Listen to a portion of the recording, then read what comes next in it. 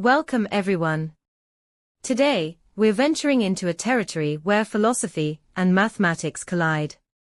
We're going to examine the seemingly unassailable world of mathematical proof through the lens of Michel Foucault, a philosopher deeply concerned with the relationship between power and knowledge.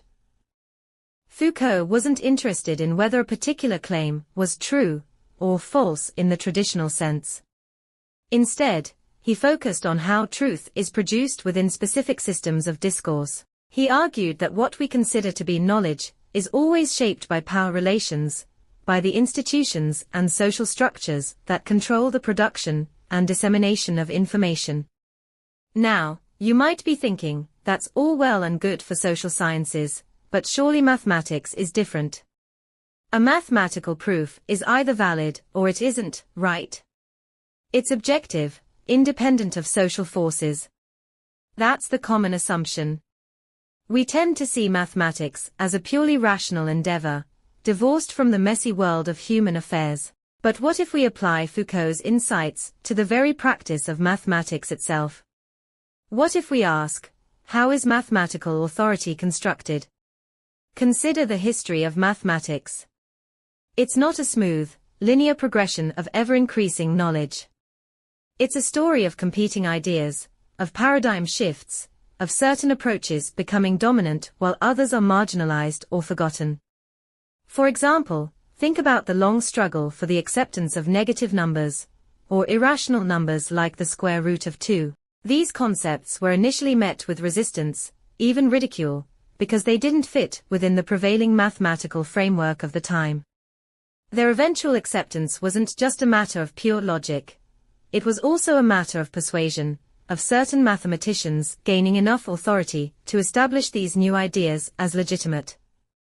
Foucault would argue that the very language of mathematics can be seen as a form of discourse, with its own rules, conventions, and inherent biases. The way we define concepts, the symbols we use, the methods we consider valid, all of these are choices, and those choices shape what can be thought and said within the mathematical framework. This all plays a part in the overall epistemology of math. Think about the emphasis on rigor and formal proof in modern mathematics. This emphasis isn't a natural or inevitable feature of mathematics. It's a historical development, a product of specific intellectual traditions and institutional structures.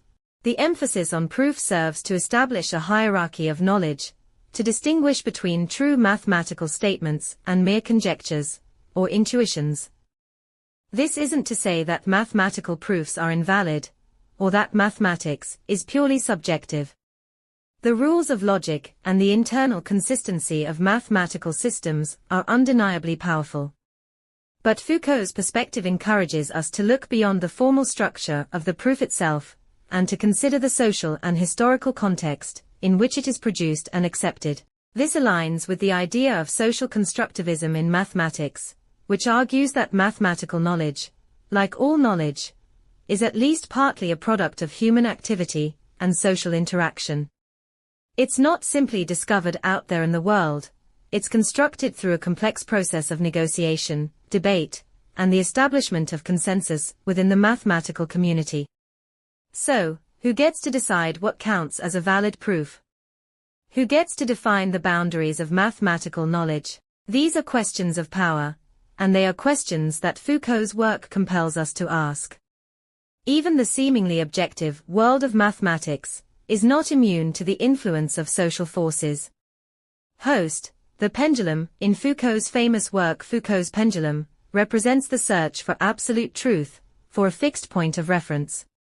But the pendulum's movement is ultimately determined by the forces acting upon it, by the context in which it swings. Similarly, mathematical knowledge, while incredibly powerful, is always situated within a particular historical, social, and intellectual context. By applying a Foucauldian lens to mathematics, we don't invalidate the field. Instead, we gain a richer, more nuanced understanding of how mathematical knowledge is produced, validated, and disseminated. We see that even the purest of disciplines is, in a sense, a human creation, shaped by the same forces that shape all other forms of knowledge.